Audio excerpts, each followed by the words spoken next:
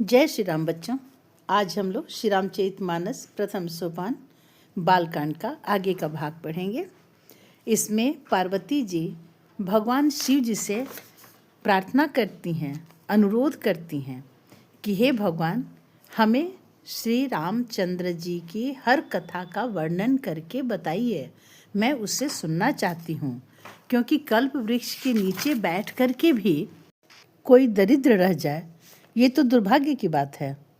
आप श्री रघुनाथ जी की कथा कहकर मेरा अज्ञान दूर कीजिए। पार्वती जी का कहना ये है कि वो शंकर भगवान को कल्प वृक्ष मानती हैं और कह रही हैं कि जब कल्प वृक्ष के नीचे बैठ कर के सारी मनोकामनाएं पूरी होती हैं तो मैं आपके समीप बैठकर भगवान श्री राम की कथा सुनने से वंचित क्यों रहूं? भगवान राम की कथा सुनने के लिए पार्वती जी कितने सुंदर ढंग से शिव जी से अनुरोध कर रही हैं, उसे आप इन पंक्तियों में सुनिए। जौमो पर प्रसन्न सुख रासे, जानिय सत्य मोहि निज दासे। तो प्रभु हरहु मोर अज्ञाना, कहि रघुनाथ कथा विधि नाना। जासु भवनु सुर तरु तर होई, सहि के दरिद्र जनित दुख सोई। शशि भूषण यस हृदय बिचारी, हरहु नाथ मम मति भ्रम भारी। पार्वती जी भगवान शिव जी के समीप बैठकर बड़े ही अनुरोध पूर्वक उनसे प्रार्थना करती हैं। वो कहती हैं कि आप अपने शरणागतों के लिए कल्प वृक्ष हैं। कल्प वृक्ष बच्चों मैंने पहले भी बताया था, फिर से एक बार आपको याद करा दूं। कल्प वृक्ष स्वर्ग का एक ऐसा वृक्ष है जिसके नीचे बैठ कर के कोई भी कामना करो वो पूरी हो जाती है।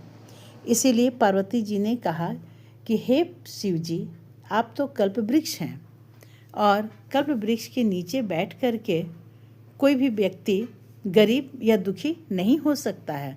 उसके साथ ऐसा कभी नहीं हो सकता है कि उसकी मनोकामना पूरी नहीं होगी। तो आप भी हे सुख की राशि, यदि आप मुझ पर प्रसन्न हैं और सचमुच मुझे अपनी दासी समझते हैं तो हे प्रभु, आप श्री रघुनाथ जी की नाना प्रकार की कथा कहकर मेरा अज्ञान दूर कीजिए। जिसका घर कल्प वृक्ष के नीचे हो, क्या उस घर में रहने वाला व्यक्ति भी कभी दरिद्र हो सकता है? नहीं, वो व्यक्ति कभी भी दरिद्रता से उत्पन्न दुख को क्यों सहेगा? हे शशिभूषण, हे नाथ, हृदय में ऐसा विचार कर मेरी बुद्धि के भारी भ्रम को दूर कीजिए। प्रभु जे मुनि परमार्थ बादी, कहहि राम मैं कहूँ ब्रह्म अनादि। शेष शारदा वेद पुराना, सकल करहि रघुपति गुण गाना।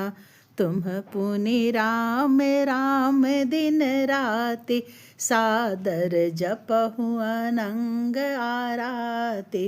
राम सो अवध निपति सुत सोई, की अज अगुन अलख गति कोई। जौ नृप तनय ब्रह्म किमी, नारी बिरह मति भोरी। देखी चरित महिमा सुनत, भ्रमति बुद्धि अति मोरी। सियावर रामचंद्र की जय। हे प्रभु, जो परमार्थ तत्व है, ब्रह्म के ज्ञाता हैं और वक्ता मुनि हैं। यहाँ पे यज्ञवाल्क्य जी भरद्वाज जी को सुना रहे हैं ना कथा। वे श्री रामचंद्र जी को अनादि ब्रह्म कहते हैं और शेष, सरस्वती, वेद और पुराण सभी श्री रघुनाथ जी का गुणगान गाते हैं। यहाँ शेष से तात्पर्य है शेष नाग से। और हे कामदेव के शत्रु, आप भी दिन रात आदर पूर्वक राम राम जपा करते हैं। ये राम वही अयोध्या के राजा के पुत्र हैं या अजन्मा, निर्गुण और अगोचर कोई और राम है? कृपया मुझे विस्तार से समझाइए।